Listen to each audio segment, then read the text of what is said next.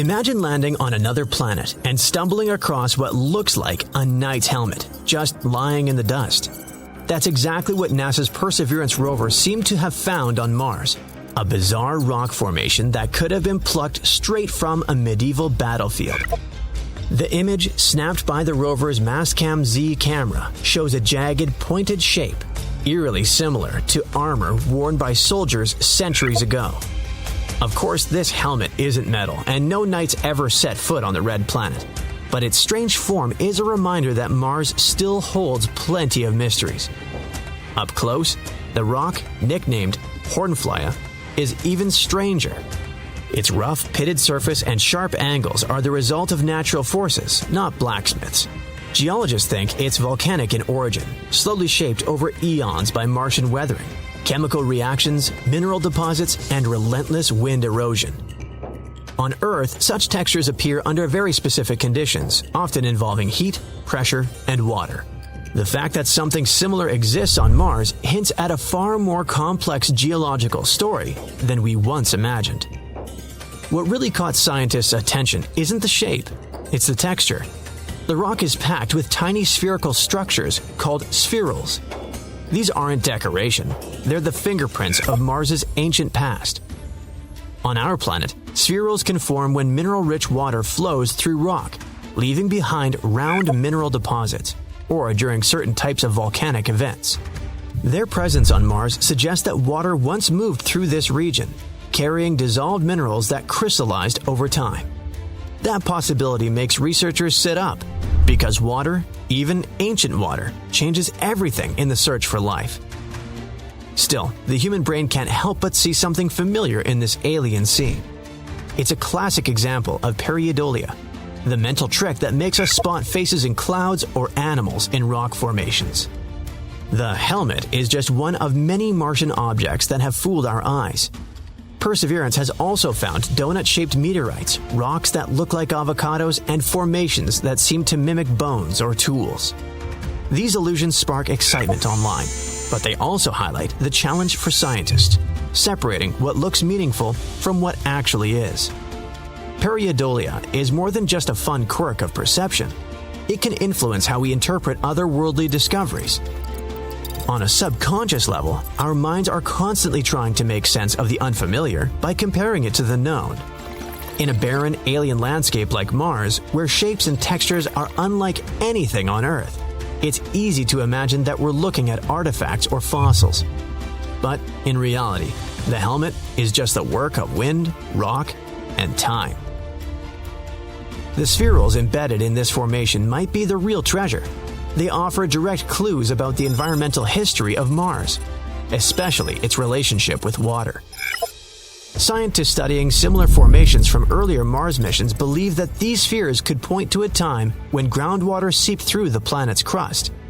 If that's true, then this rocky relic might mark the site of ancient streams or mineral springs, places that billions of years ago could have been far more hospitable than the frozen desert we see today. Water is a game changer in planetary science. Its past presence raises questions about climate, atmosphere, and the possibility of life. Did Mars once have lakes and rivers? Could microbial life have thrived there? And if so, are there still traces hidden beneath the surface? Every odd rock, every chemical clue adds another piece to this puzzle. For now, the helmet remains a curiosity, one more strange landmark in Perseverance's growing photo album. But like all good discoveries, it's more than it first appears. Beneath its medieval disguise lies evidence of processes that shape a world, potentially making it a place where life once had a chance.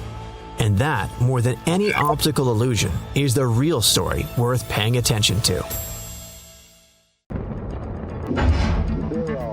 And we have liftoff off of Mars Global Surveyor as America begins its journey back to the Red Planet. There's a weird structure on Mars, a square, a near-perfect square standing alone in the endless red desert. And it looks too perfect, too precise to be anything but artificial. Nature's chaotic, and it rarely makes things look so deliberate. So the internet took one look at it and lost its mind, as the internet tends to do. The image spread like a virus on social media, igniting every conspiracy theory you can think of. Some were convinced it was proof that intelligent life had once tread upon the Martian sands. Well, let's dive in and sort it out. The image is real, and it's really old. The thing, not the picture.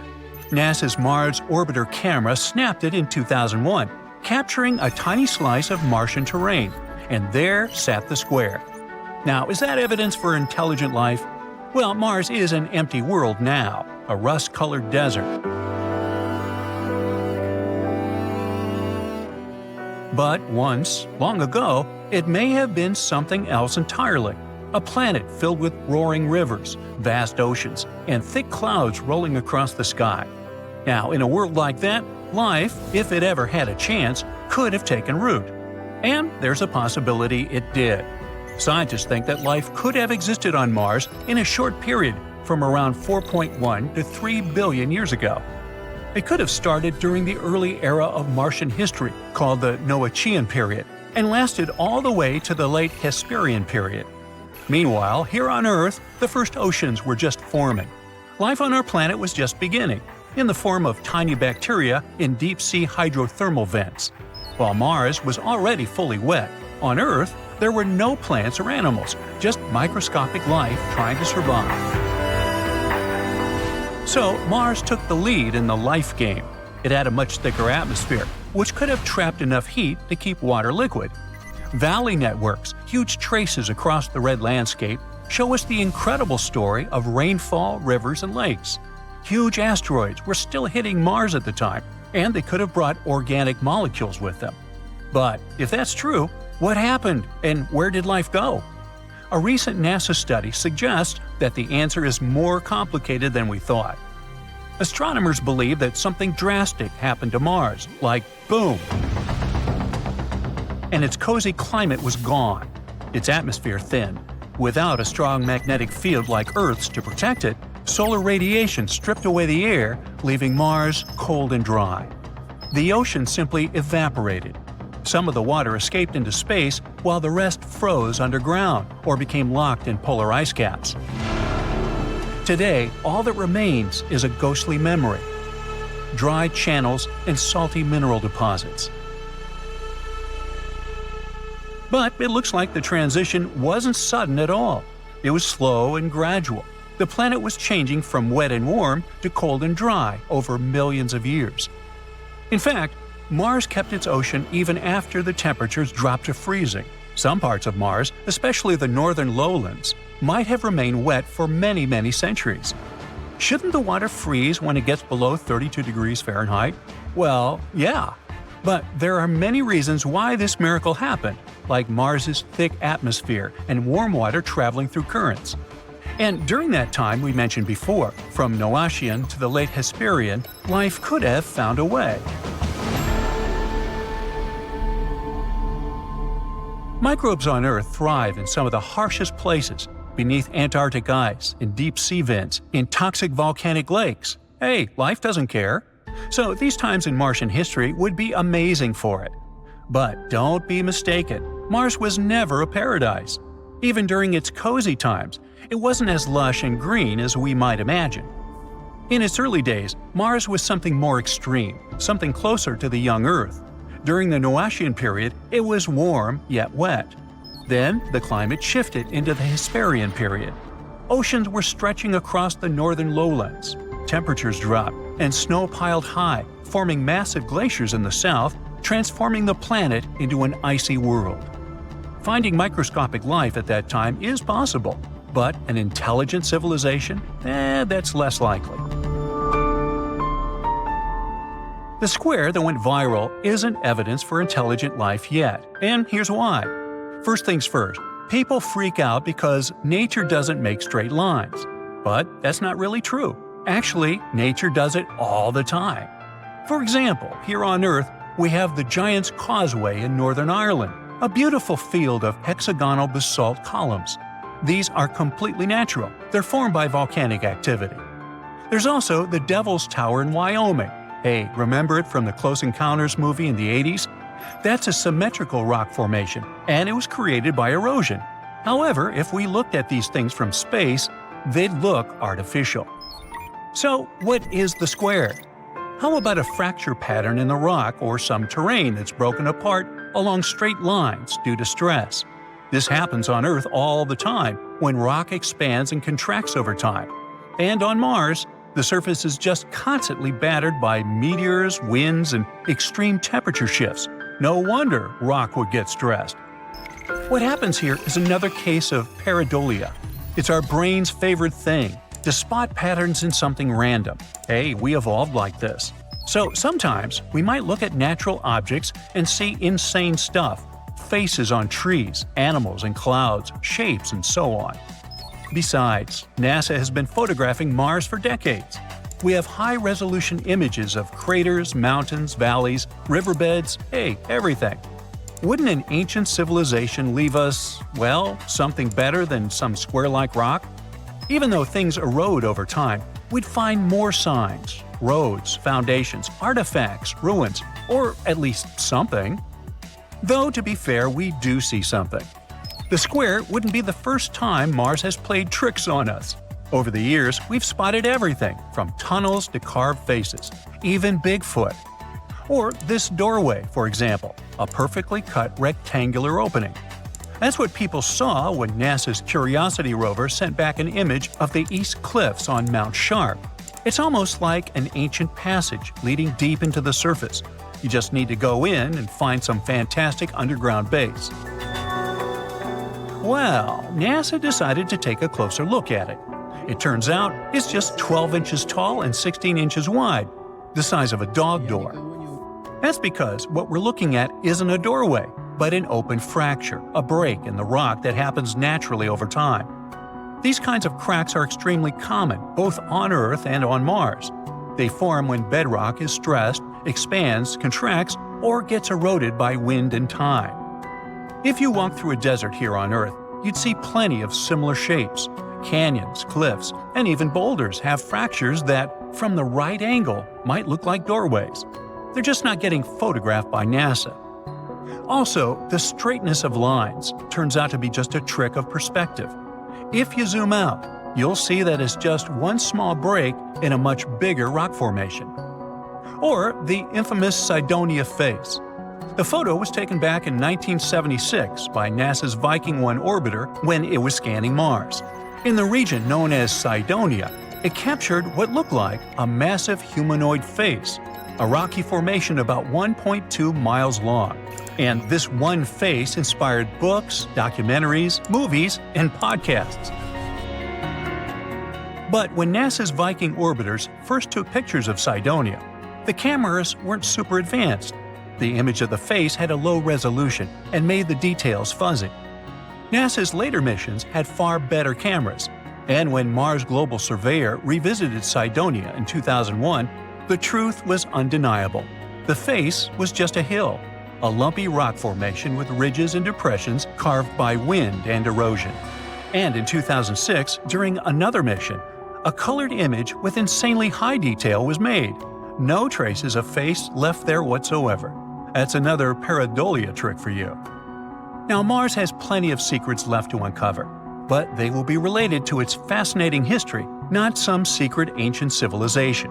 The conclusion is, don't trust everything you see online. Sometimes a mysterious rock is just a rock. There are tons of weird things on Mars. Spoons, noodles, doors, even faces. Are they all really just rocks? Besides, it's not the only planet in our solar system full of mysterious things. Let's check them out. Recently, we found a strange thing on Mars that looks like a smooth, spoon-like object. It grabbed everyone's attention after NASA's Curiosity rover spotted it. The rock, with a handle and rounded tip, looks like it's floating in the rover's photo. People on the internet are puzzled about what it might be. Some are joking that it's a Martian's bowling pin, or even a shoehorn left by extraterrestrial creatures. But Andrew Good from NASA says it's not that exciting. Turns out it's just a rock shaped by the wind over a long time. These kinds of rocks with odd shapes are common on Mars. They're called ventifacts. Ventifact is a rock that can get scratched, dented, or smoothed out by tiny particles carried by the wind. You'll usually find these kinds of rocks in dry places where there's not much grass or trees to block the wind, and where there's a lot of sand blowing around. Sometimes, the wind can carve ventifacts into really cool shapes, like the mushroom rocks you can see in the White Desert National Park in Egypt. These rocks look like giant mushrooms because the wind wears away the bottom part faster than the top, making them stand tall and slim. Ventifacts aren't the only cool Martian rocks. Check out this series of surreal spikes protruding from the red surface. NASA's Curiosity rover stumbled upon them while exploring the Gale crater on Mars. They quickly caught everyone's attention. Twisting structures resembling spikes looked like some extraterrestrial doors. Even the SETI Institute, an organization focused on searching for extraterrestrial life, tweeted about the image, referring to it as a cool rock. But in reality, these are just hoodoos. These tall and thin spires occur when hard rock sits atop softer rock layers. Martian spikes are likely cemented fillings of ancient fractures in sedimentary rock, with softer material eroded away over time. Again, there are many hoodoos on Earth too. They're also called fairy chimneys or tent rocks. You can find them in places like Utah's Bryce Canyon and the Colorado Plateau.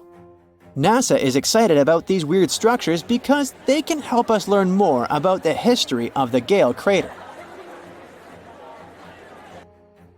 There was also a rock that looked like a jelly donut.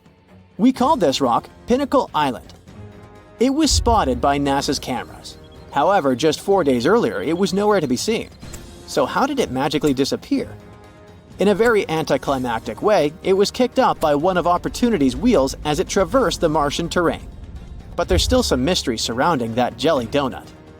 Analysis revealed that Pinnacle Island contains unusually high levels of sulfur and manganese. Both of these things are water-soluble. In other words, there might have been some water action that created these elements in the rock.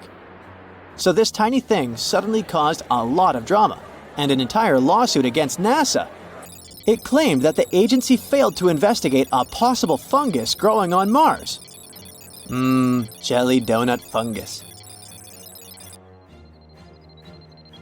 But not all our findings are natural.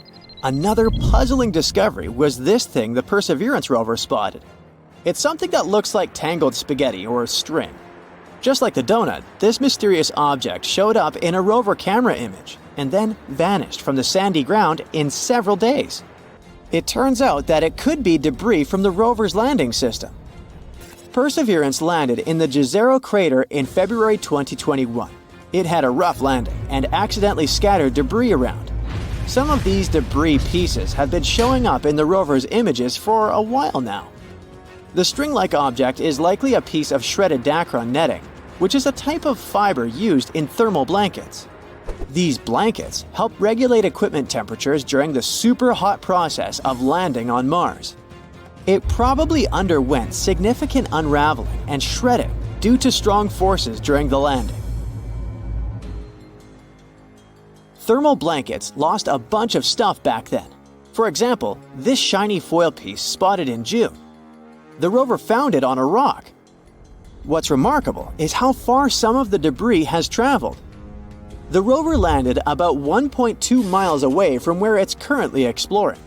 It's probably because the crash threw the debris into the air, and the Martian winds carried it over such a distance.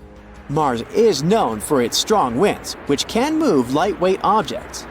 However, while it's fun to stumble upon them on images, there are concerns about the debris and trash on Mars. We haven't even fixed this problem on Earth, and we're already creating it on Mars. The debris we left on the red planet is already accumulating in an area called Hog Wallow Flats. Plus, the debris can accidentally contaminate the sample tubes used for collecting Martian rocks. So far, NASA isn't overly worried about this, but they're keeping a close eye on it to prevent any issues with the rovers.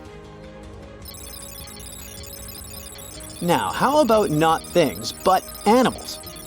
Curiosity caused quite a stir when it captured something that looked like a rat on Mars. Some started speculating that it could be evidence of indigenous Martian life, or even that this rodent was brought along by Curiosity. But the Mars rat, once again, turned out to be just a weird rock. It looked interesting because of the natural processes like wind erosion and mechanical abrasion. We also found some worm-looking things. Curiosity snapped a picture of a formation that looks like worms wriggling across the Martian landscape. Despite its tiny size, this formation stands out with its unique shape and rough texture. It's probably made of durable material resistant to Mars's harsh erosion.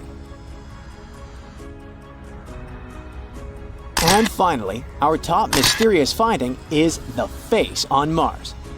Cydonia is a region on Mars that has captured both scientific and popular interest. It's located in Mars's northern hemisphere. It lies between heavily cratered regions to the south and relatively smooth plains to the north. There's a theory that the northern plains may have once been ocean beds. Maybe Cydonia was once a coastal zone. This place is full of interesting and beautiful features that tell us a lot about the history of the Red Planet. But its most interesting feature was the Martian face. This thing gained widespread attention when it was snapped by the Viking 1 orbiter in 1976. Some believed that it was evidence of a long-lost Martian civilization. At first, NASA dismissed it as a trick of light and shadow. But after some analysis, it turned out to be, yep, another rock. We also saw a face of a bear. It was captured by the high-resolution imaging experiment camera. In an image, we can see a circular fracture pattern that looks like a bear's head, with two craters forming the eyes and a V-shaped collapse structure like the nose.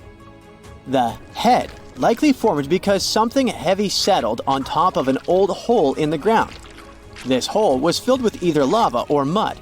The nose-like feature is speculated to be a volcanic or mud vent. But why do we keep seeing these strange things on Mars? Sometimes our brains can trick us into seeing things like faces or objects in rocks and other things. But these are just illusions called pareidolia. Pareidolia is a psychological phenomenon that makes us see familiar patterns or shapes, especially faces, where none actually exist. It's because the brain encounters something it doesn't recognize or understand right away. It tries to find things that look the most like this one. So it sees random patterns, textures, or sounds as something meaningful and recognizable. That's why a chair and clothes on it seems like a super creepy human-like figure at night. It also causes you to see faces or shapes in clouds, or hear recognizable sounds and even words in random noise. It's a fascinating proof of the power of our perception, but we also should be careful with it and not let our imagination run wild. It looks like a regular beach, but something sets off an alarm blaring in your head. The sand looks too red, the sun is too bright, the wind is all wrong, it's hard to breathe, and there's no water in the ocean. Well, panic not, it's normal, since you're on Mars. For the longest time, we've seen Mars as a dry, lifeless dust ball, a freezing desert where water exists only as ice or vapor. But new research suggests that billions of years ago, it was a totally different place. And instead of endless dust, it may have had something much more familiar to us – sunny, sandy beaches. Scientists from Penn State, UC Berkeley, and Guangzhou University studied radar data from China's Zhurong rover. It started to roll across Mars in 2021. While exploring the surface of the red planet, it found sloping rock formations that looked strikingly similar to the ones found on Earth's coastlines. Those are called foreshore deposits. They form when waves push sand onto a shoreline. But Zhurong wasn't just taking pretty pictures. It also had ground-penetrating radar, a tool that allowed it to scan deep below the Martian surface as it traveled 1.2 miles between May 2021 and May 2022. And it found something pretty wild. Layers of sediment sloping down at a 15-degree angle. This pattern is identical to the ones left behind by waves on Earth. And this wasn't from the wind, volcanoes, or anything else. It just looked like a real beach. And that's actually a big deal. Because if there were waves and tides, there must have been a large body of water. That means Mars may have once had just the right conditions for hosting life. Even after 3.5 billion years, the formations are still incredibly similar to beaches on Earth. So there must have been a time when Mars was much more than just a dusty rock in space.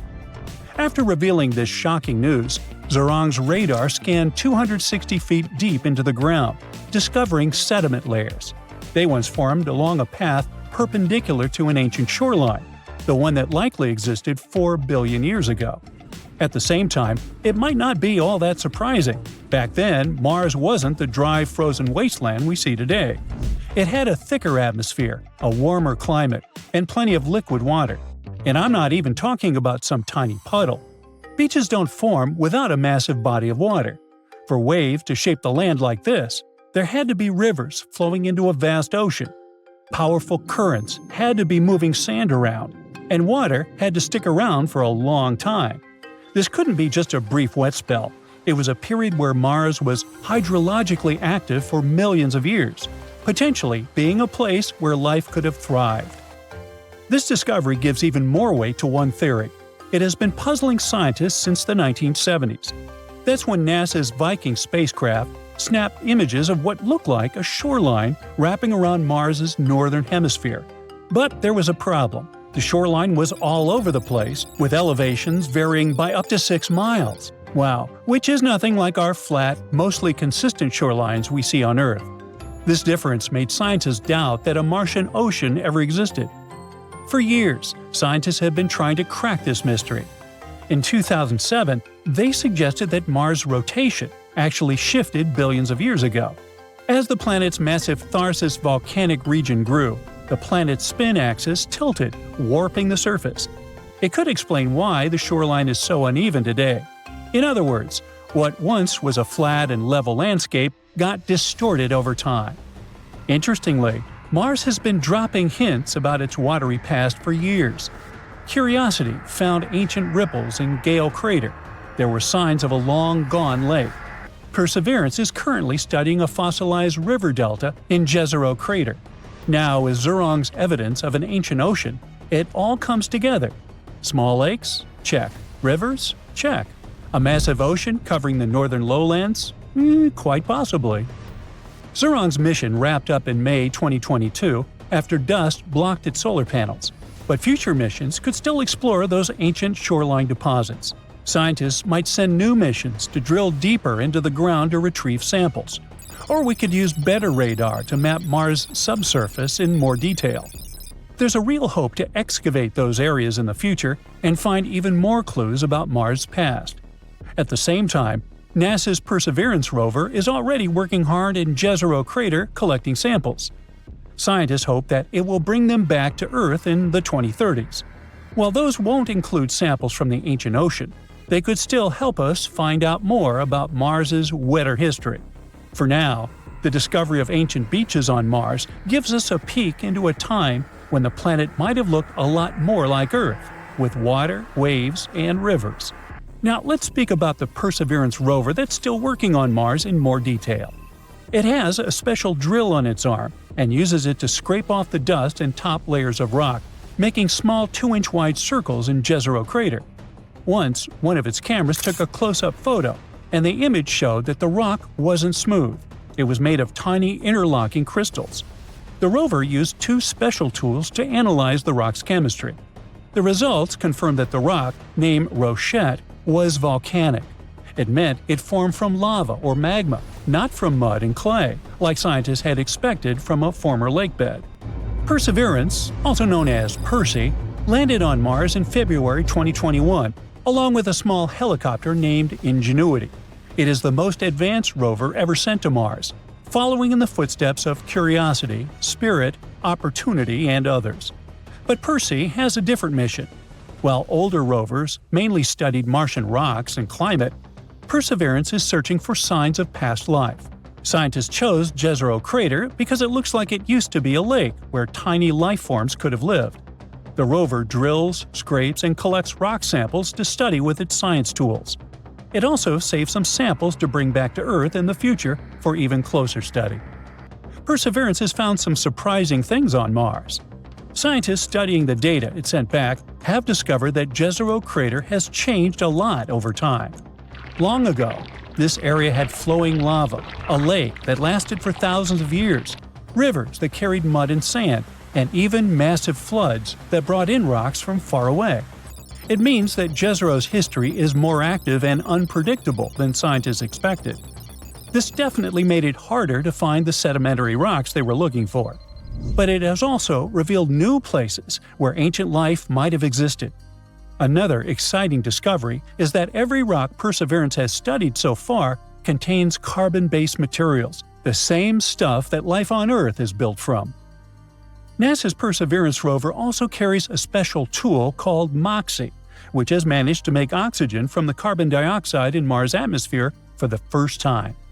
Over 16 test runs, MOXIE produced about 4 ounces of oxygen. That's enough to keep an astronaut breathing for about 4 hours. It worked even better than expected, making up to 0.42 ounces of oxygen per hour. After running successfully for 2 years, MOXIE completed its final test in September 2023. It brings us one step closer to sending humans to Mars in the future. In any case, back to the discovery of ancient shorelines on Mars. This finding might help us see the red planet with new eyes. Water might have been flowing across its surface for tens of millions of years, carving out lakes, rivers, and even a vast ocean. What else have we misunderstood? Did Martian dinos stroll across the vast green valleys of the planet? Or were those bizarre marine creatures the likes of which we can't even imagine? Well, we don't know yet, but one thing is very likely. Mars had an era of warmth, water, and maybe life. When we think of Mars, we often imagine a barren wasteland, a place devoid of life and color. Just a big, lonely, rusty rock hurtling through space. For a long time, scientists believed that Mars was indeed a red planet. You see, Mars has a special talent. When it's far away from us, it appears as a tiny twinkling red dot in the night sky, like a glowing ember in a sea of stars. But as it gets closer to Earth, it becomes more visible, so its reddish hue becomes more apparent. This phenomenon has captured the imaginations of people throughout history, leading to countless speculations and myths about the nature of Mars. Astronomers, of course, noticed it too. They believed that the color was due to vast deserts covered in iron oxide or rust. That's why we started calling Mars the Red Planet. When the space age started, NASA and other space agencies started sending missions to Mars. Early orbiter images also showed Mars with a reddish hue. This idea was further popularized by countless movies, books, and TV shows. They all showed us this dramatic picture of Mars as a desolate, harsh world with nothing but endless deserts and towering red cliffs. However, as technology advanced, we started sending orbiters, landers, and rovers on Mars. Spirit, Opportunity, and Curiosity, and many others. They all are our interplanetary detectives. Orbiters as Mars' all-seeing eyes in the sky. These spacecraft orbit around Mars and capture stunning images from high above. Like a cosmic paparazzi, they try to reveal all Mars' hidden secrets. But orbiters can only reveal so much. That's where landers and rovers come in. Mars ground explorers. These robotic adventurers hang around on Martian highways and byways. They try their best to study Martian rocks, soils, and atmosphere. And thanks to them, we finally found out the truth. Turns out, Mars is a world of contrasts and a rich palette. Imagine standing on the surface of Mars. Instead of a sea of monotonous red sands, you'll be greeted by a breathtaking tapestry of colors. As you look around, you might see sand dunes that resemble a scrumptious butterscotch dessert, with their warm caramel hues stretching across the landscape. You come across valleys and plains that glisten with a golden glow, as if Mars has hidden nuggets of precious metal just beneath its surface, waiting to be discovered by intrepid space prospectors. Moving on, you stumble upon areas with a brown and tan color palette that resembles a Martian safari, with shades reminiscent of the African savanna. All that's missing is some unique Martian wildlife. And in some regions, you might even catch a glimpse of a slight greenish hue that adds a touch of mystery to the landscape. These green colors, indicate the presence of minerals on the planet. All these colors reveal Mars's exciting geologic history. They're the results of various minerals and chemical compounds. There are things such as olivine, sulfates, and clays that create this visual feast for the eyes. And, by the way, our idea of Mars as a boring desert is also a myth. Actually, its landscapes are shaped by ancient river channels, volcanoes, impact craters, and shifting sands. However, there's also some unpleasant addition to all these beauties. The thing is, humans have already managed to leave their mark on Mars, even though we haven't even visited it yet. Yep, we've already turned the red planet into a celestial landfill. But to be honest, it was inevitable. Imagine rovers and landers zipping across Mars, conducting scientific experiments. Of course, they would leave behind a trail of debris. Discarded spacecraft parts, deflated airbags, and other leftovers. Now the planet isn't really barren, is it? Well, at least it will become a treasure trove for archaeologists of the future. But it also serves as a cautionary tale. We need to remember to stay responsible during our space exploration. So, now we know that the real Mars is a vibrant world of surprises. But this isn't the only cosmic body in the solar system that turned out to be cooler than we thought. Remember Pluto? That guy who was once known as the 9th planet in our solar system? And now we consider it one of the dwarf planets. So the latest research has revealed to us very interesting things about this fella. Pluto is often depicted as a tiny, frozen world covered in ice, like a cosmic popsicle. But when the New Horizons spacecraft zoomed past Pluto in 2015, it revealed the true appearance of this planet. From a distance, Pluto appears to be a mix of reddish-brown and charcoal black, like it's wearing a stylish outfit for a formal cosmic event. But as you get closer, you'd start to notice a breathtaking array of colors. Imagine standing on a frozen plain that glistens like a diamond, with patches of crimson red that look like they were painted by a Martian artist with a flair for drama.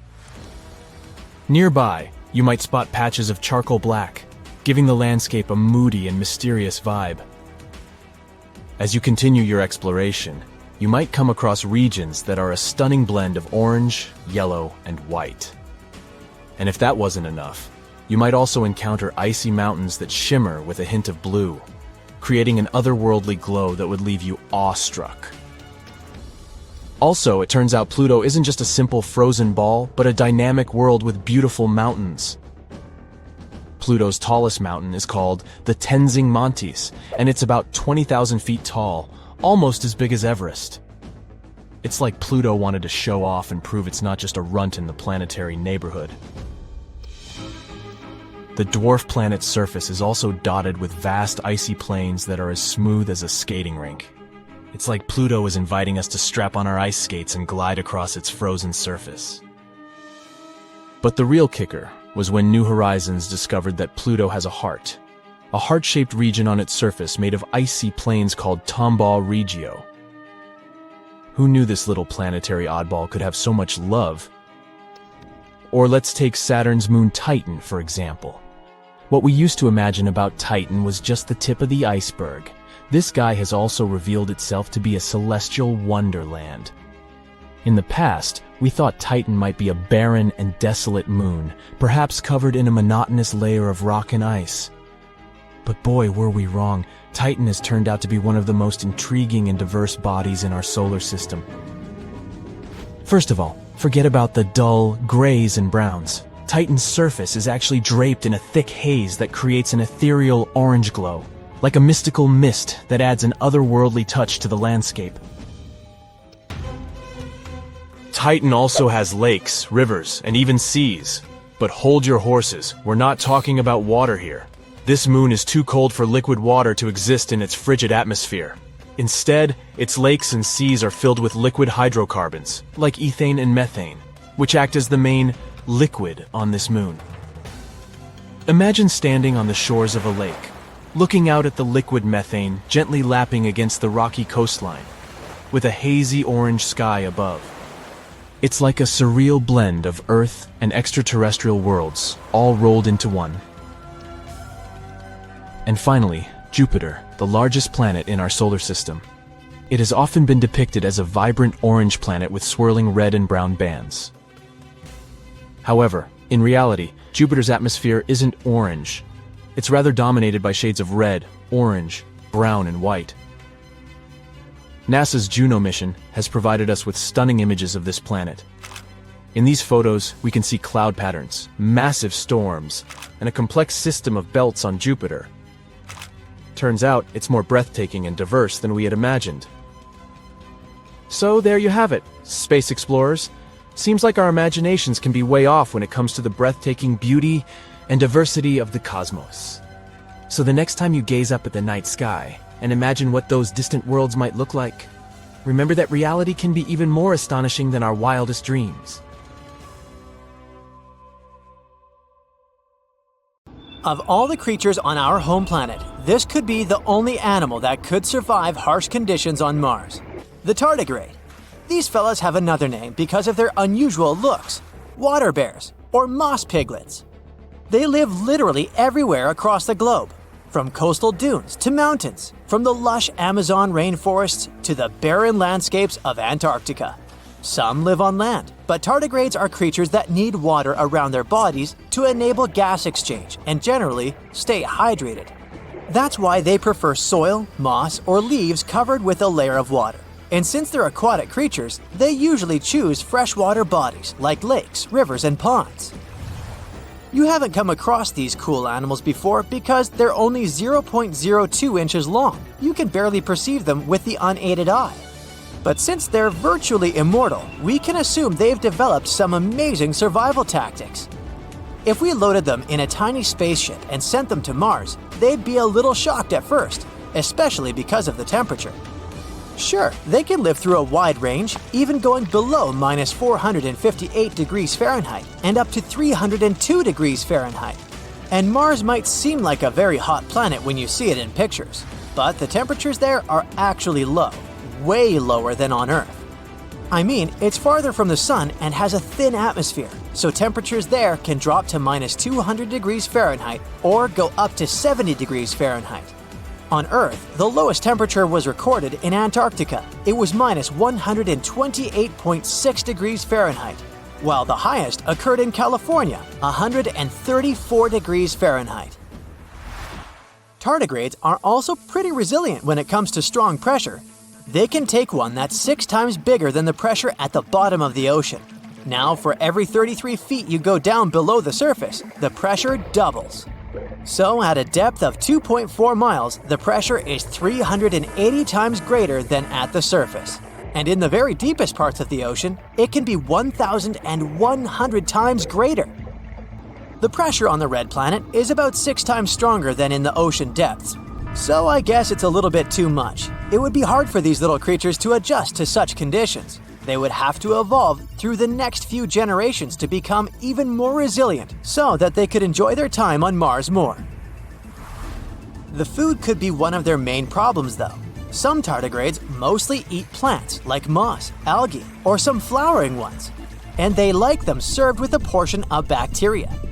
Others are carnivores that eat smaller tardigrades or other microscopic organisms. Well, they'd find nothing like this on Mars. So I guess we'd have to fill their tiny spaceships with lots of stashes of food they would be able to pull inside their tubular mouths. Now we're getting to the really tricky part: water. The red planet is a dry and dusty desert today. But come on, look at all those riverbanks and dried up deltas. Water must have flowed on its surface a long time ago.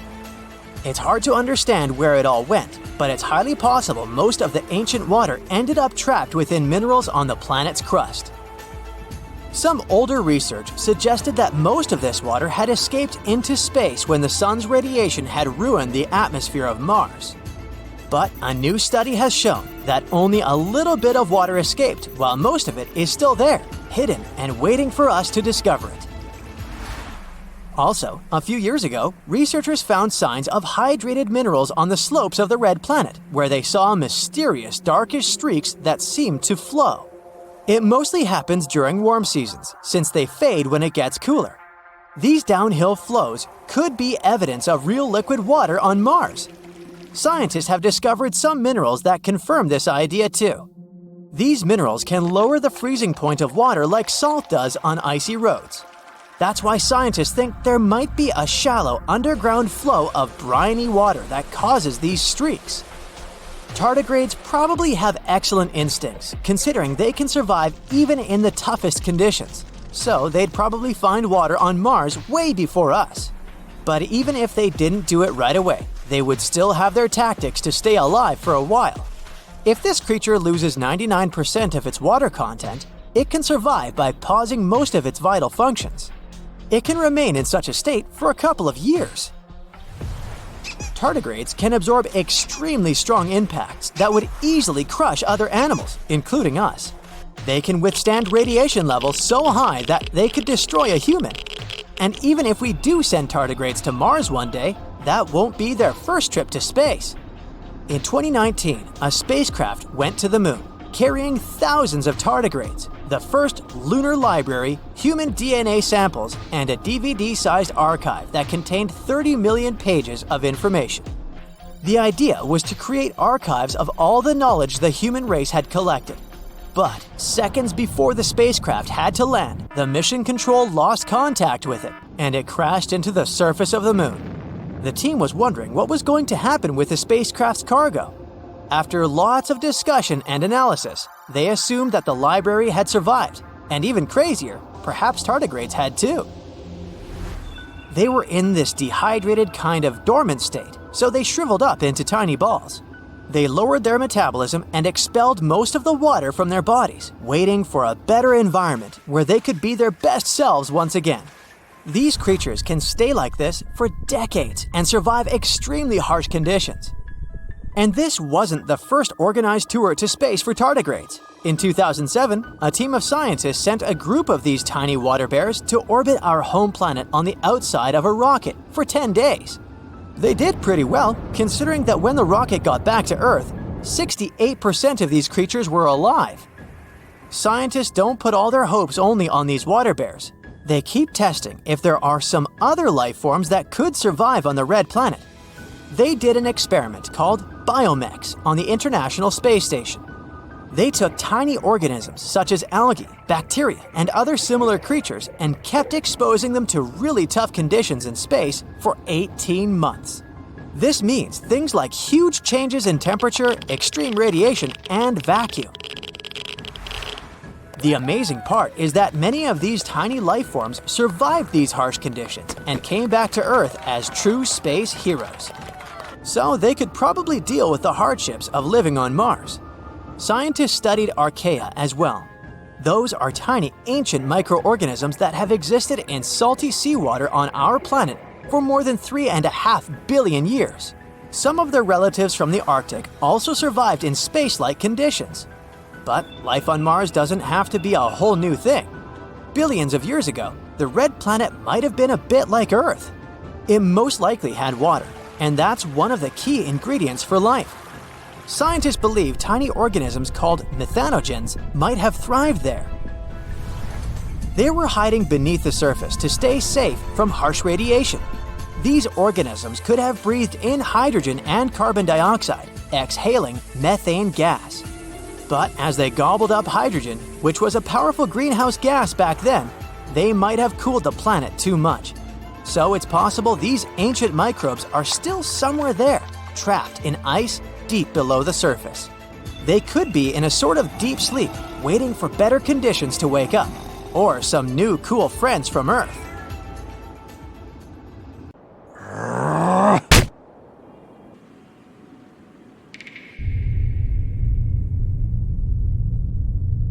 How many people do we need to create a new civilization? And not on Earth, but on Mars, and in limited conditions. And if we create this colony and send them off, what problems will they face? How can they survive that far away from home without any support?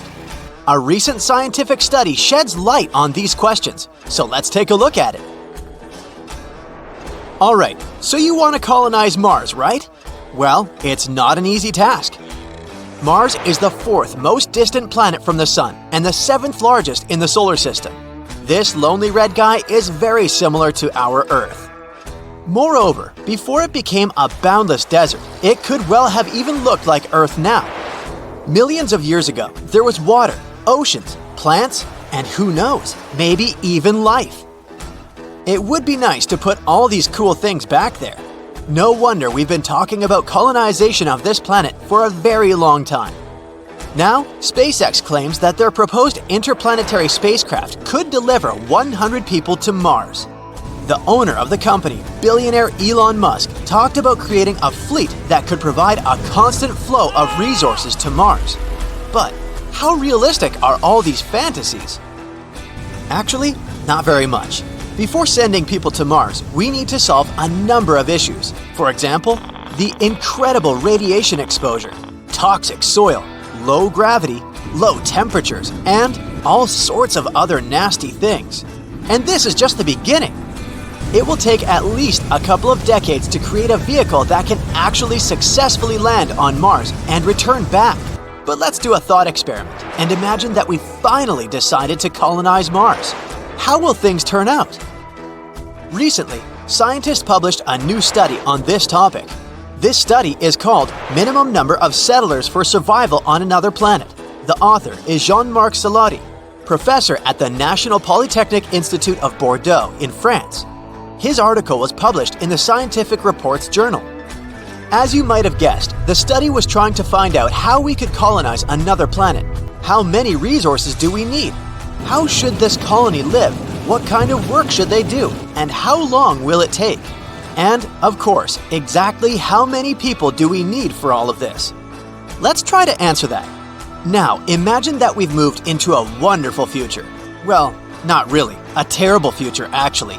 In his study, Salotti suggested that life on Earth was threatened by some catastrophic event, so the only way for humanity to survive is to go to Mars or some other planet. In this imaginary scenario, unfortunately, the supply delivery from Earth was interrupted, or even gone. Now, the colony has to support itself somehow. Well, here's where we already stumble upon a bunch of problems. For example, we're not sure how well the people in the colony will work together. Hey! Will they communicate with each other like normal human beings? Will they share their time and resources as they should? Humans are constantly ruining things for other humans. I can even bet that it was their fault we had to flee to Mars. But even if we forget about that, how about organizational issues? What equipment do we have? What will we use to extract resources? What skills would we need? You know what? Who cares? In our case, these things don't matter. All that we know is that the colony doesn't have a lot of initial resources and equipment, and the human factor is absolutely unpredictable. So the chances of survival are pretty low, but we need to survive somehow. In this case, Salotti describes two things that will have a huge impact on our survival.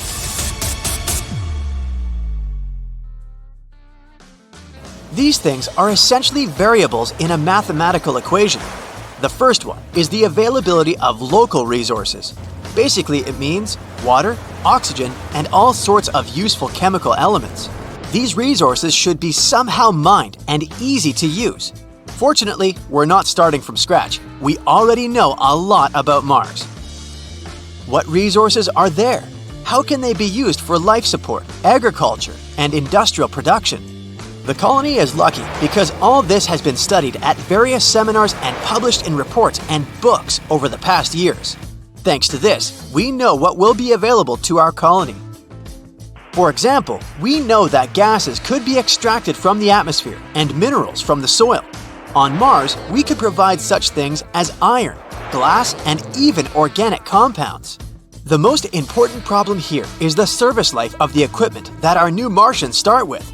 They'll have to get as many materials as possible before the tools break. Keeping them in good condition will be almost the most important task. The second thing is the production capacity, or the speed of work. We have a specific list of things we need to do, make some tools for example, and all this must be produced in sufficient quantities before the literal deadlines. Salotti says that the most important thing here will be the so-called sharing factor. Imagine one person trying to survive on Mars. They would have to do all the tasks on their own. They would need to find or build their own system for supplying drinking water, oxygen, and electricity generation. We've already seen how this played out in the movie The Martian. This task wasn't easy at all. There's always not enough time, and all of this is just too much for one person to handle. Unless you're Matt Damon, of course. So, surprisingly, we need a fairly large colony. This significantly distributes the burden. Each person spends less effort, gets tired less, and as a result, the efficiency and speed of work grow. This is where the sharing factor comes into play. Now we need to calculate this number. If we want, for example, to build something, how many people do we need to do this quickly and efficiently? How can we optimize the work as much as possible? Well, it depends on the needs of these people, on available resources, random things like weather, and so on. But in general, this number can be estimated and calculated using some mathematical functions. Salati tells in more detail about these functions in his article.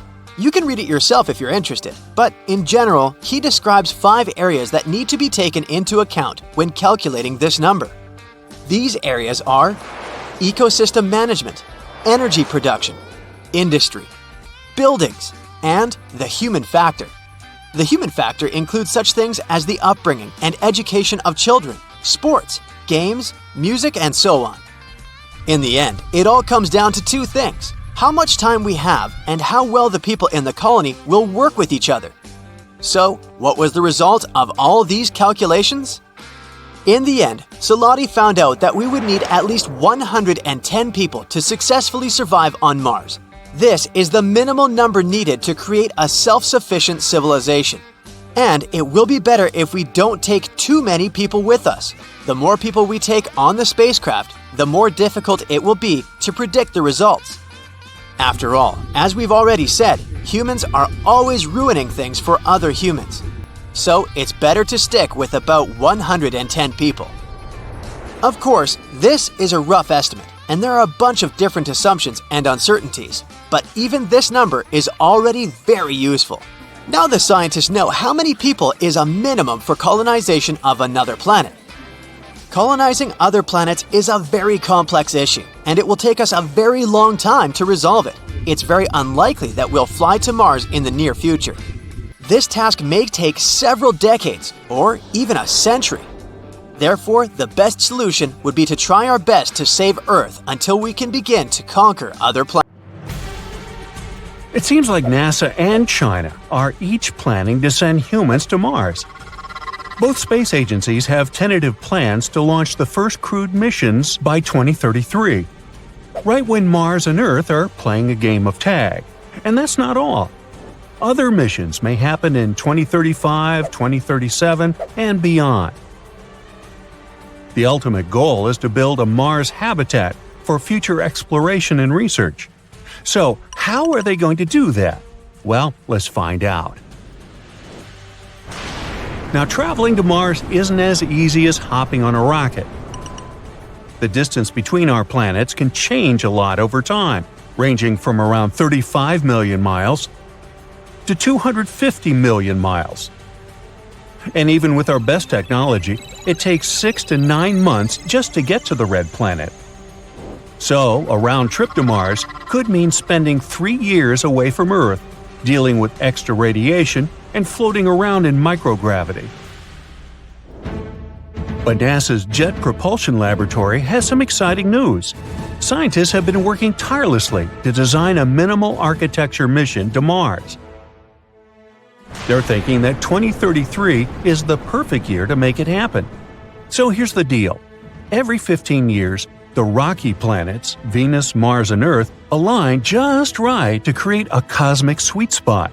The mission will make the most of this rare alignment and perform an epic gravity assist maneuver using Venus. It's like getting a boost from a planetary slingshot. We'll speed up our spacecraft and reduce the need for making our own propulsion. The report also talked about some really cool ideas, like using nuclear power for spacecraft engines and using Martian resources to make things. These technologies could make space travel faster, protect astronauts from radiation, and make it easier to live in space. They might even let us make resources and fuel right on Mars. So this is how the plan goes down. First, we'll launch a spacecraft towards Mars.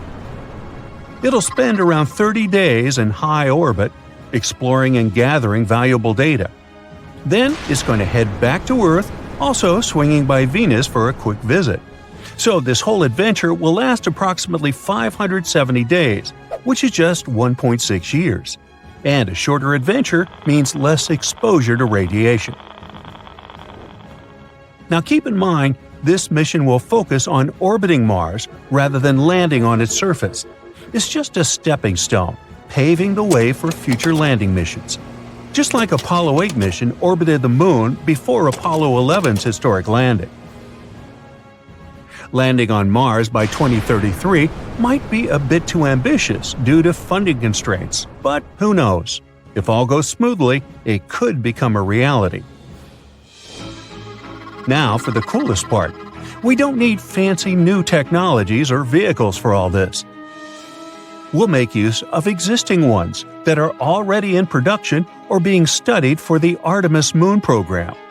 Now let's break down our Mars mission vehicle, a big puzzle of many parts. And guess what? It was put together by a community of space enthusiasts back in 2017.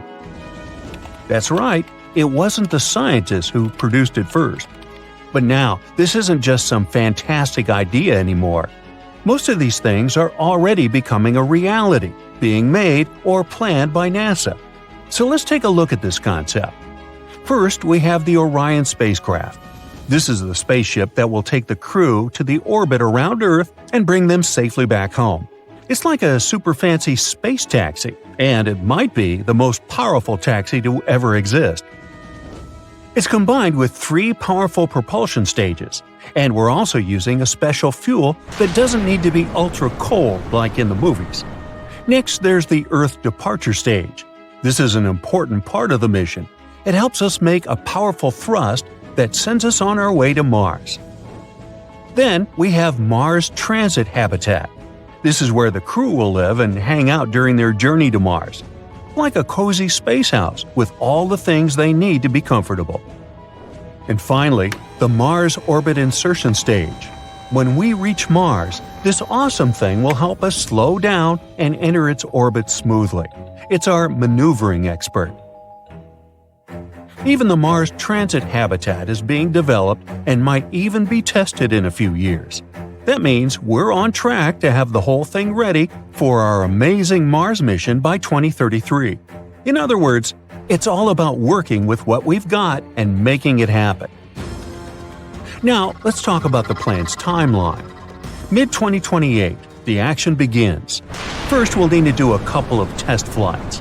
We'll send 2 stages ahead of time to make sure we can come back to Earth safely. These stages will join together like 2 spaceships becoming best buddies. They'll orbit the red planet and then come home. To do all that, we'll use powerful rockets and 13 commercial launches. It's going to be a huge space party. Late 2032. After all that, we launch the fully assembled Mars mission vehicle to high Earth orbit. So far, this is an empty vehicle that awaits astronauts. If all is good, then it'll be ready for the final check. March 2033. Time for our brave crew and their Orion spacecraft to join the party. We launch them and they dock with the Mars mission vehicle in Earth's orbit. They'll make sure the whole lot is just right before we head to Mars. Flexibility is important, so we can adjust our plans if needed. April 2033. Everyone's ready for the adventure. We perform a powerful burn, like a big push that sends us on our way to Mars. The crew will travel for about 200 days. November 2033. Finally, the crew reaches the red planet. Once they're in Mars orbit, they'll spend about 30 days exploring and doing awesome space stuff. Mars will be our playground. When it's time to return home, they'll say goodbye to the stage that helped them get into Mars orbit. Then their vehicle will meet up with the 2 stages we sent ahead. Remember these space buddies? And after that, it will take us about 340 days for the crew to come back to Earth. This is where we'll use the gravity of Venus to slingshot around the Sun. To keep the equipment and crew at the right temperature, we'll have a sunshade that will protect us from the sun's heat since we'll be really close to it. In the end, Orion will re-enter Earth's atmosphere and splash down in the water. What a heroic ending! And this would be just the beginning. Our awesome team has another plan for the bravest adventurers out there. It's called the Conjunction-class long-stay mission.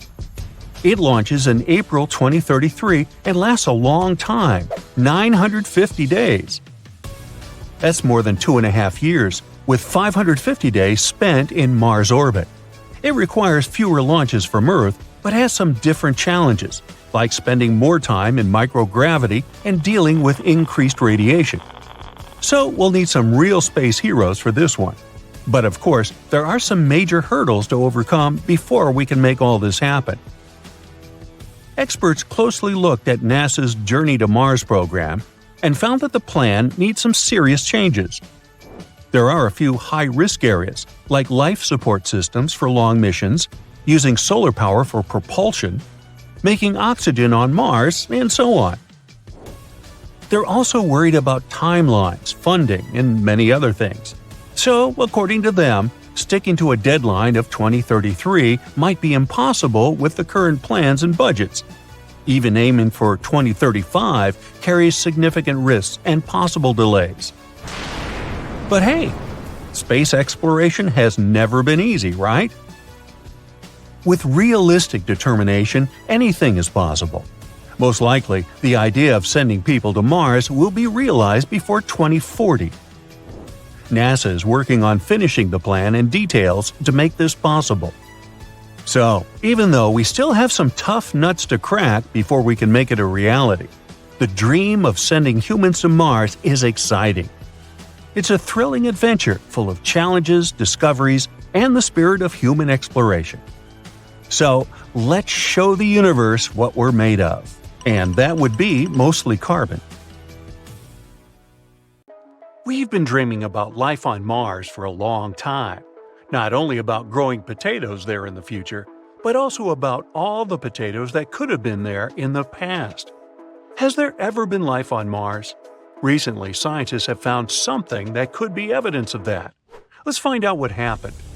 Mars is the fourth planet from the Sun.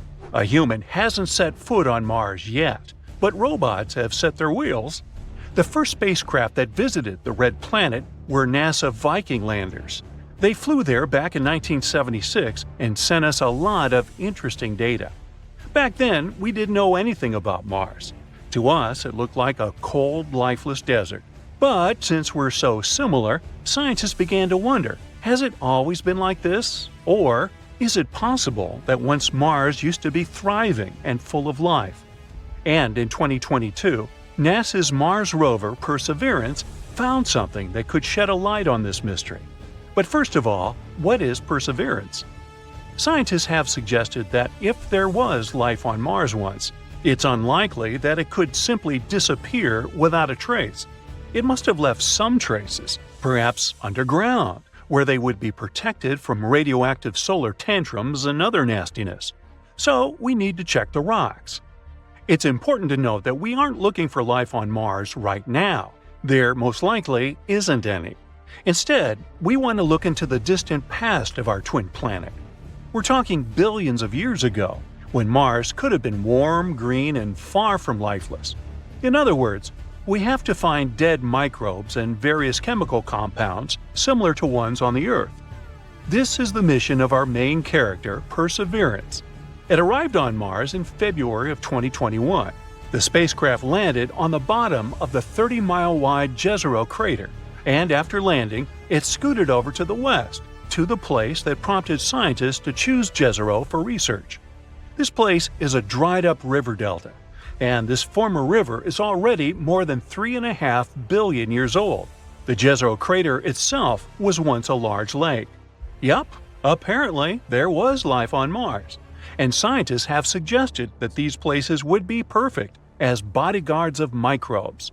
That's exactly what bacteria do on Earth. They hide, being still in the depths of lakes and ponds, so we could probably find traces there. The researchers believe that this particular lake has the highest scientific value in the entire mission. The highest chance to find rocks on which such bacteria could survive is here in Jezero. So, Perseverance went to the Delta. The row wasn't easy, though. The rover missed a little and landed further than planned.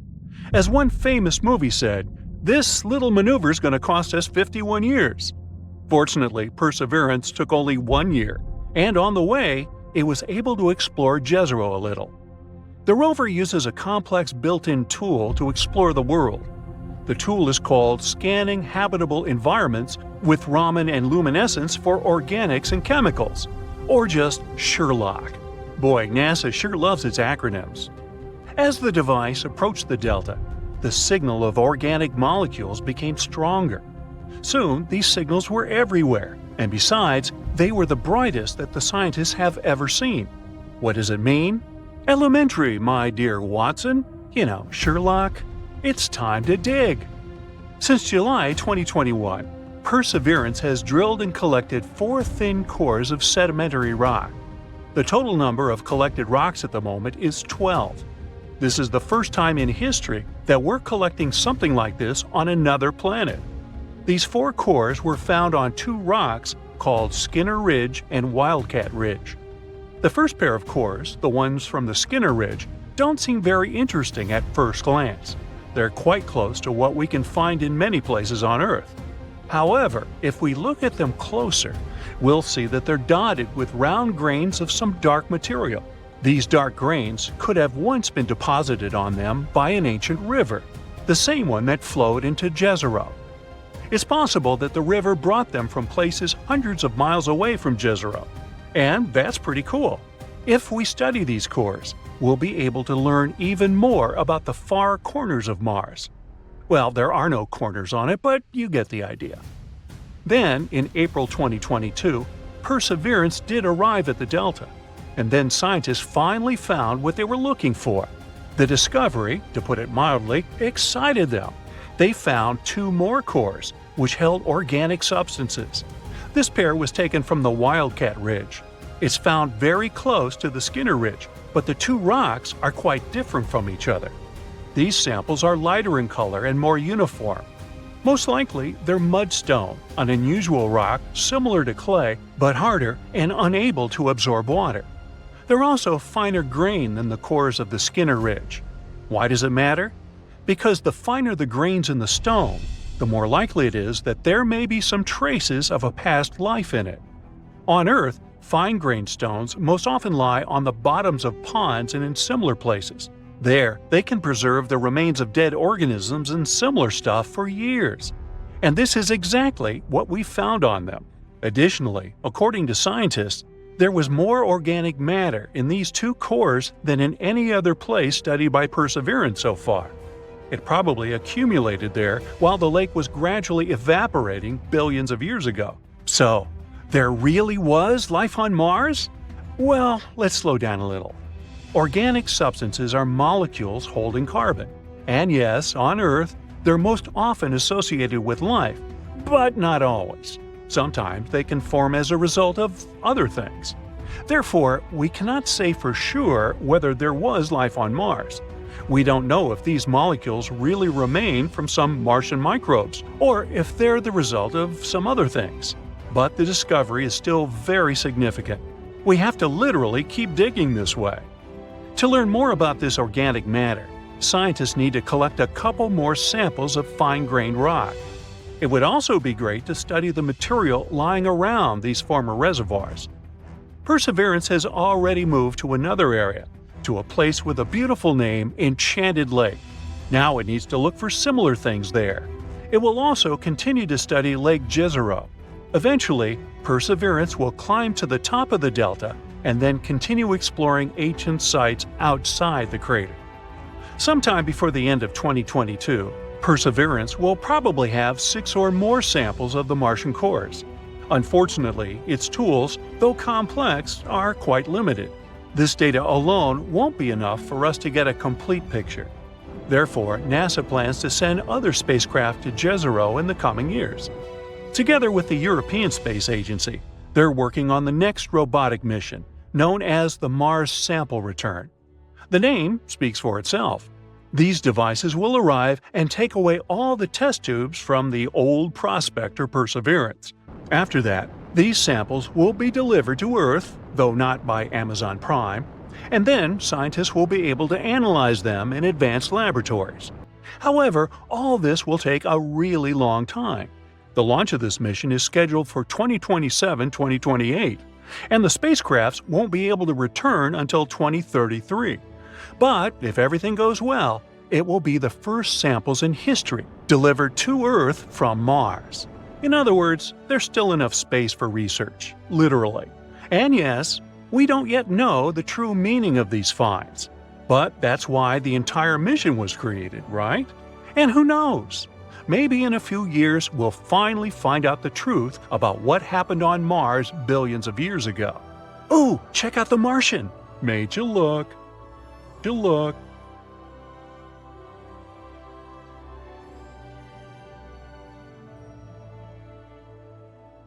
Imagine a world where the red, barren landscape of Mars is transformed into a lush and verdant garden. A world where water flows freely, carving canyons and creating lakes and oceans. Can we achieve such a world by pouring the Earth's water onto the surface of Mars? And don't rush to say no. Let's explore this possibility. Alright, let's say we could magically transport all of the water on Earth to Mars. This supersized game of water pong would be crazy in both engineering and logistics. So how do we even do that? First of all, we're talking about millions and millions of gallons of water, which is no small feat. We would need some really big tanks to get all this water off the Earth. We would also have to figure out how to launch it all into space. This would require some serious rocket technology, as well as a lot of fuel. We could probably create an entire fleet of spacecraft specifically designed for the task. Just imagine that, a fleet of giant water tankers packed with tons of carefully harvested water, blasting off from Earth's surface and hurtling through space at unimaginable speeds. Wouldn't that be a cool sight? Now, another way. Probably a better one would be to launch a large number of smaller missions over time, each carrying a smaller amount of water until enough of it has been transported to Mars. So, let's say we manage to do all that. What happens next? After we get to Mars, we'd need to distribute this water all across the planet. We could use a network of underground pipes or some special drones to transport the water to different locations. This is just some basic things, and as you can see, we already need a lot of planning and resources. Moreover, a crazy operation like this would require a massive coordinated effort from scientists, engineers, and space agencies all over the world. And let's not forget about the costs. No wonder that scientists don't really consider it a viable plan. But the scale of this operation isn't the only problem. Hypothetically, let's say that we figured all that out and poured the Earth's water on Mars. Now what? Well, believe it or not, it would be almost completely useless. Our main challenge will be the atmosphere and current climate of Mars. Mars is a dry desert with an atmosphere that's only about 1% as thick as Earth's. This means that any water poured onto the surface would quickly evaporate. It would be pretty hard to create a stable environment when the entire lake can go poosh in a matter of seconds. And if the water doesn't evaporate, then, on the contrary, it will turn into ice. Mars' surface temperature is well below freezing. Thin atmosphere only makes things worse. Another challenge is that Mars has a very weak magnetic field, which means it has little protection from the solar wind. Solar wind is a stream of charged particles that are constantly flowing out from the sun. These winds are pretty dangerous. They can strip away any water that's put on the Mars surface. Also, the solar radiation on Mars is much stronger than on Earth. This would make it even more difficult to maintain any liquid water there. And finally, don't forget that we also need to purify this water to remove all the bacteria before drinking it. But let's not give up. If we stay super optimistic, we can still try to solve these problems. Basically, we need to find a way to maintain liquid water in one place for a long time and make sure that it doesn't freeze or evaporate. So how do we do it? There are a few ways we can go about it. Number 1. Insulation. We could wrap all the water containers in insulation materials, like foam for example, or some reflective materials that can help to keep the water from freezing. Number 2. Heating. We could use various heaters and devices to keep the temperatures above freezing, even thermal blankets. Although this would require a lot of energy and would be a difficult task. Number 3. Underground reservoirs. We could dig a large hole and cover it with a transparent material to allow sunlight to pass through. This would help keep the water warm and insulated. Number 4. Salinity. Adding a small amount of salt or other dissolved minerals to water can lower its freezing point. Although we'll need much more salt for things like lakes, and this method isn't the most efficient. And finally, number 5. Building a greenhouse. We could build a greenhouse or some other structure that can trap heat and create a more Earth-like environment. This option is probably the best one. After all, a greenhouse would also help us to grow various plants or other organisms. Yay, life! Alright, great. Let's say we've discovered some way to store water on Mars and keep it there in a liquid, lukewarm state. What now? What impact would this have on Mars? Actually, this would be great. If we were to pour all this water on Mars, it could have drastically changed the climate of this cold, red desert. First of all, we could create a so-called greenhouse effect. It's when gases in a planet's atmosphere trap heat, causing the planet's temperature to rise. And yeah, this is pretty bad for Earth, but for Mars, whose temperatures jump between 70 and -200 degrees Fahrenheit, it would be awesome. This could cause the atmosphere to thicken and lead to the melting of the polar ice caps. Wouldn't that be awesome? Mars would begin to gradually turn from a lonely desert into Earth 2.0. It also means that the planet's atmosphere will change. For example, the weather patterns. Clouds could form on Mars, rains would begin to fall. And rains, as we know, transfer water from one region to another, which would mean they could water plants if they appeared on Mars. But all of this is pure speculation. We can't be completely sure what kind of impact pouring water on the Martian surface would have on the planet's climate. Perhaps, to create this greenhouse effect, we would need much more water than what we can transport. But if despite all these challenges, we had succeeded with our mission and made Mars much warmer and moist, could life have been finally born there? Unfortunately, that would still be pretty unlikely. Yes, water is very important for creating life, but that's not all we need. The composition of the Martian soil isn't very conducive to supporting life. The soil is mostly made of minerals called regolith, which are composed mainly of dust, sand, and other materials that aren't very good for plants. Theoretically, we could terraform Mars. Terraforming is a gradual, slow change of the planet so that it becomes suitable for our life, but this would be a very complex, long, and costly process. Oh, and by the way, what would happen to our Earth after all that? We took quite a lot of water, didn't we? From Earth's perspective, transporting water to Mars would require an enormous amount of resources, including energy and different materials.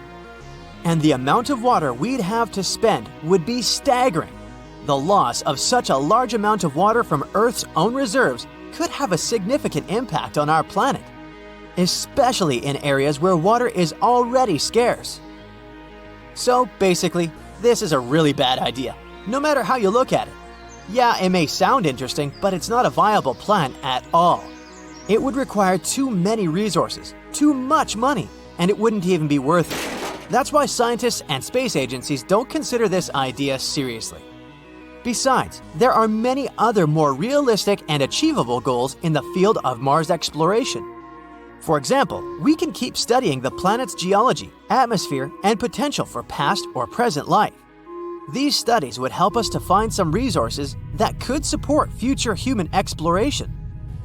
Overall, we need to answer many more questions about Mars before we even begin to consider colonizing it. So let's keep an eye on scientific news and updates. NASA made this cool rover called Curiosity and sent it to Mars to see what else we can find out about the red planet, the one that will possibly become our next home. Curiosity has been exploring the surface of Mars, taking measurements and gathering data about the planet for more than 10 years. And good old Curiosity stumbled upon some interesting wave-rippled rocks in the region of the Martian surface that was kind of expected to be drier. Scientists believe this area was actually a lake bed. It might be the bottom of a dried-up lake and all that sediment and other things that have accumulated there. All this can give us some important clues about the history of the lake. For instance, the types of organisms that might have lived there, how deep the lake was, how long it was there, and similar stuff. These wave-rippled patterns tell us that these rocks may have formed when strong Martian winds were moving the water in this big ancient lake. You know that specific sound you can hear when you're holding a seashell to your ear? You actually hear it because of the way the air gets trapped inside the shell and moves against its walls. The air cannot escape, so it vibrates at frequencies that depend on the size of the shell. In other words, you have a feeling you hear the sound of waves hitting a shore. That's Mars in my imagination now, a spot where you can still hear the long-lost sound of waves crashing against the shores of mysterious gigantic lakes. During its mission, Curiosity also came across a metallic object which turned out to be a meteorite. This unusual rock that came from space is made of nickel and iron. Its name is Cacao, and it's about the size of a small car, 6.5 feet long, and weighs over a ton. This is an important discovery because we don't often find metallic objects on the Martian surface. Most of the rocks there are made of basalt or some other volcanic materials, so that chunk of metal could tell us more about the history of Mars and how it formed. Plus, it definitely stands out. The surface of Mars is red from oxides, while Cacao is metallic-looking and dark gray. It's rounded and smooth, too, which means it once passed through Mars's atmosphere. There have been other robots exploring Mars, too. For instance, NASA's Mars Reconnaissance Orbiter, MRO, stumbled upon circular sand dunes. Sand dunes are usually very common on the red planet. They come in many different shapes and sizes, but circular ones like these are really rare. They consist of dark sand with light-colored material surrounding them. And the cool thing is that these dunes are arranged in a specific pattern, similar to the spokes of a wheel. It could be because of the way the winds blow. But back to our buddy, Curiosity. It's been exploring many other interesting things, like oxygen levels in the Martian atmosphere. The levels change depending on the season. There's more oxygen in the spring and summer. It's still not clear why, though, and of course, even that is not enough for us to really breathe there. The concentration of oxygen on Mars is 0.1%, which is about 100 times less than the concentration in Earth's atmosphere. The atmosphere of Mars is mostly made up of carbon dioxide, with traces of other gases. Curiosity was so good that it also decided to analyze the age of rocks it found. It seems they're much older than we previously thought. Some of them date back more than 3 billion years. Curiosity found organic molecules in soil samples too. These molecules are basically building blocks of life. Now, this doesn't prove there's indeed life on Mars. It's just one of the things that suggests there might have been some form of life a long time ago. Curiosity discovered potential evidence that there might be a large reservoir of liquid water beneath the south polar ice cap, probably very salty and full of different minerals. This high salinity is the reason why this water could remain liquid at temperatures well below freezing. It would be cool to have some sort of subsurface ocean to take a dip in, especially when these crazy Martian winds are raging on the surface.